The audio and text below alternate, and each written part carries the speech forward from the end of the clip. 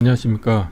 이번 강좌에서는 랩뷰에서 사용하는 구조 함수 팔레트 중에서 많이 사용하는 구조 중에 하나인 케이스 구조 함수에 대해서 살펴보도록 하겠습니다. 케이스 구조는 텍스트 기반 프로그램 언어의 if, else 구분에 해당하는데요. 이때 이제 케이스 구조의 입력으로는 케이스 선택자라고 하는 게 필요합니다. 그래서 케이스 선택자로 입력할 수 있는 데이터 타입으로는 불리언 타입이 있을 수가 있겠고요. 숫자형도 가능하고요. 문자열도 가능하고 열거형 선택자도 가능합니다. 그래서 입력으로 연결한 케이스 선택자가 무엇이냐에 따라 가지고 자동으로 선택자 라벨이 생성이 되게 되겠습니다. 예를 들어서 불리언을 연결하게 되면은 선택자 라벨이 참과 거짓 두 개가 생성이 되는 게 그 예가 되겠습니다. 자, 지금부터는 선택자 라벨에 따라서 구조가 어떻게 만들어지는지를 살펴보겠습니다. 첫 번째로는 선택자 라벨이 불리언인 경우에 해당하는 건데요. 불리언을 연결하면은 참인 경우는 입력으로 부동소수점 데이터 타입에 x하고 y 두 개를 인가했을 때 두 개를 더한 값이 결과값으로 나오고 불리언 값이 false, 거짓인 경우에는 빼서 출력으로 나가게 만드는 프로그램인데요.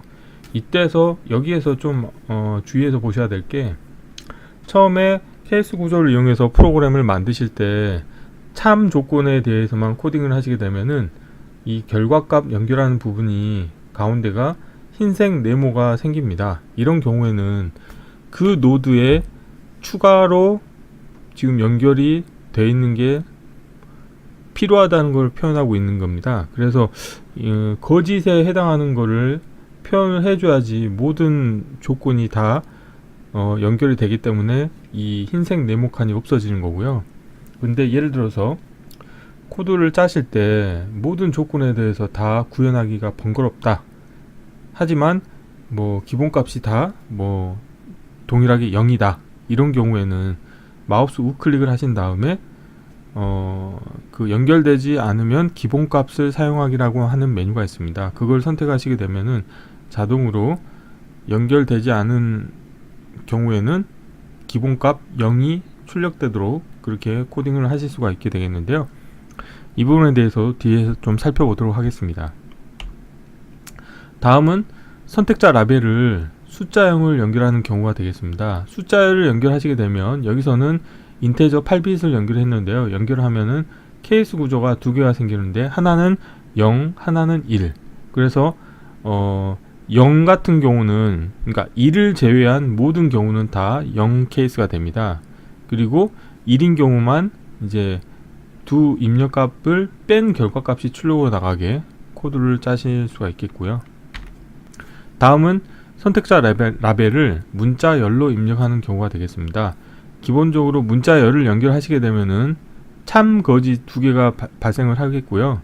문자열을 기본으로 이제 선언되어 있는 참, 거짓 값을 더블 클릭해서 다른 문자열로 바꿔서 운영하실 수가 있게 되겠습니다.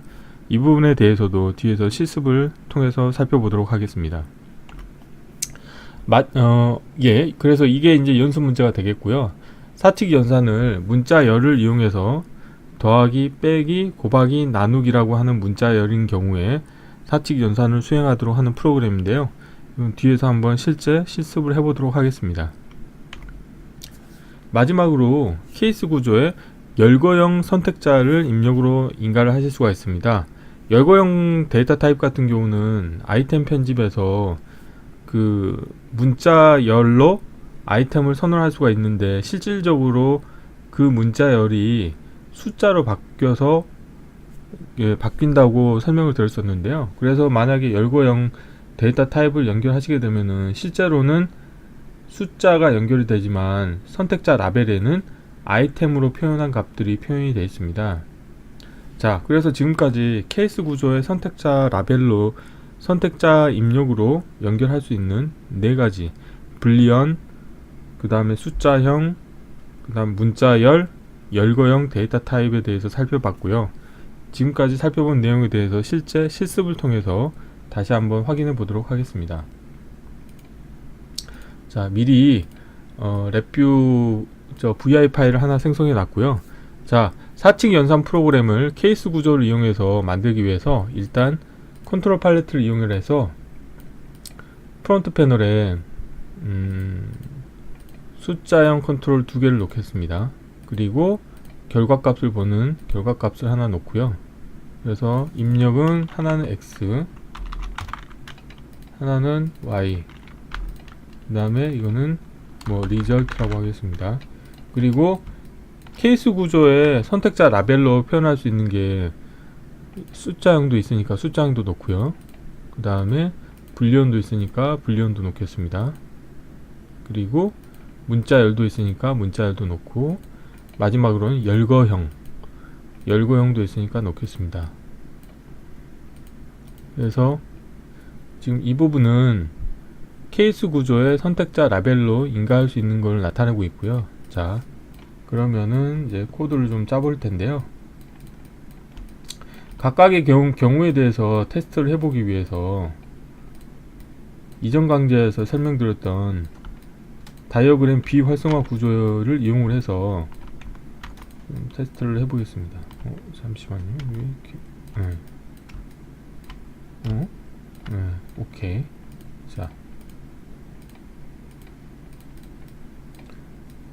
자, 그러면은 코드를 짜실 때 보기 함수 팔레트에서 구조에 다이어그램 비활성화가 있습니다. 그래서 다이어그램 비활성화를 이만큼 만들어 놓고요.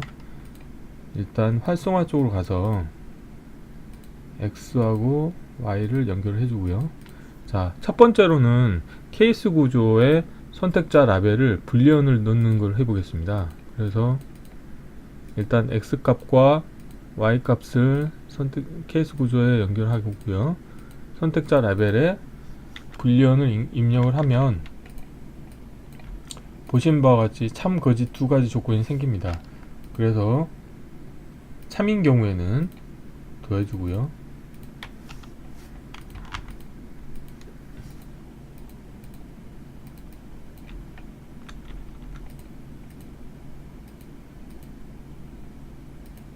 자, 참인 경우를 더해줍니다. 근데 아까 이론에서 설명드릴 때 모든 조건을 다 연결하지 않으면 이렇게 흰색 네모칸이 생긴다고 말씀드렸죠.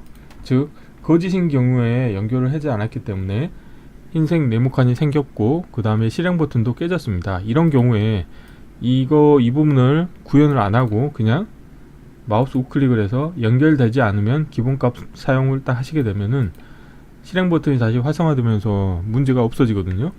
이런 경우에는, 거짓인 경우에는 그냥 0이 출력이 됩니다. 한번 테스트를 해볼게요. 자, 불리언을 X는 2, Y는 1로 하고요. 거짓인 경우를 볼게요. 실행을 해보면 결과값은 0이 나옵니다. 즉, 연결을 하지 않았기 때문에 0이 나온 거고요. 예를 들어서 현재 여기를 연결을 빼기를 하겠다.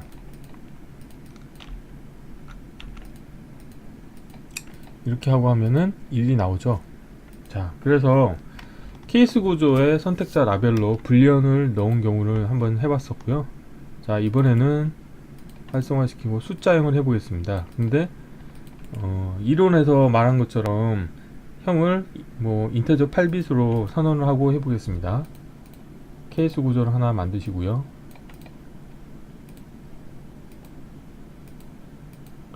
자, 그리고 숫자형 컨트롤 연결하시게 되면 케이스 구조의 조건이 두 개가 생겨요. 하나는 0이 기본이라는 거고요. 그 다음 1이 있죠.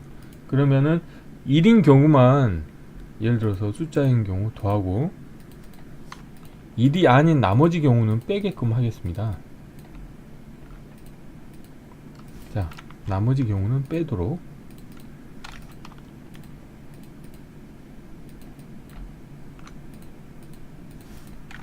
자, 한번 실행을 해볼게요.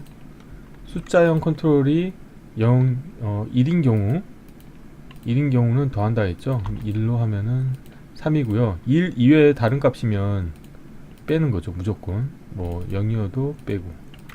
자, 그래서 숫자형 컨트롤을 선택자 라벨로 사용하실 수도 있고요. 자, 다음 서브 다이어그램 추가를 하시고 얘를 활성화하신 다음에 이번엔 문자열을 이용해서 한번 해보도록 하겠습니다. 케이스 구조를 하나 만드시고 입력으로 X, Y 두 개를 연결해 주시고요. 문자열을 선택자 라벨로 연결하면 기본 디폴트는 참과 거짓 두 개가 생기거든요. 그래서 저는 이제 참과 거짓을 안 하고요. 기본은 더하기로 하겠습니다. 더하기로 하고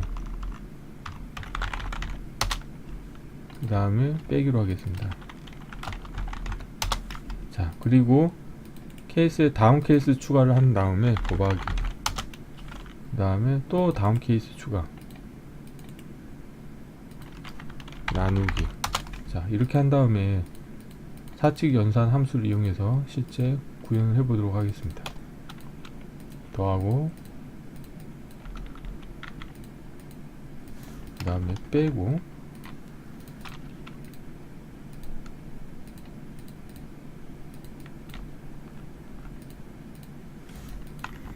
그 다음에 곱하고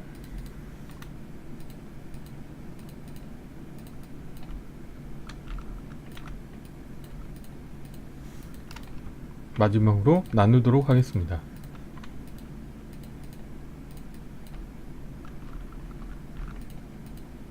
자, 이렇게 하고 코드를 한번 실행해 볼게요. 근데 여기 보면은 디폴트로는 문자열이 없으면 무조건 더하거든요. 그래서 실행을 하면 3이 나오고요. 예를 들어 빼기를 하면은 1이 나올 테고, 곱하기를 하게 되면은 2가 나오고, 나누기를 해도 2가 나오겠죠. 자, 그래서 케이스 구조의 선택자로 문자열 컨트롤을 사용한 예를 살펴봤고요. 사칙 연산의 가장 좋은 방법은 열거형 데이터 타입을 쓰는 게 가장 좋을 것 같습니다. 그래서 자, 열거형 데이터 타입을 쓸 거고요. 그 다음에 마찬가지로 케이스 구조를 하나 만들게요. 입력으로 X, Y 두 개를 넣어 주시고요. 자, 열거형 데이터 타입을 연결하기 전에 일단 열거형에 아이템을 편집해서 내용을 추가하도록 하겠습니다. 더하기, 빼기, 곱하기, 나누기 이렇게 하고요. 이런 상태에서 연결을 해 볼게요. 그러면 일단 케이스 구조는 항상 처음에는 두 가지 조건만 만들거든요. 그래서 하나는 더하기, 빼기인데 케이스 구조를 선택을 하시고 나서 우클릭한 다음에 모든 값에 대한 케이스 추가를 하시게 되면 열거형 데이터 타입에서 선언한 아이템에 해당하는 게 모든 조건이 다 나오게 되어 있습니다. 그래서 이제 더하기 같은 경우는 더해 주시고요.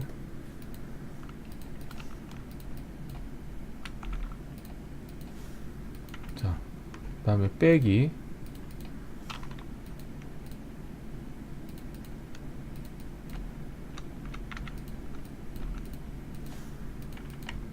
그 다음에 곱하기,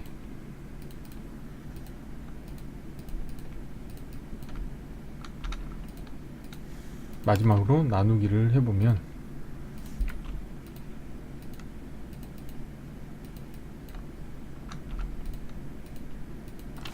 자, 이렇게 하고 한번 연속 실행을 통해서 동작을 확인해 보겠습니다.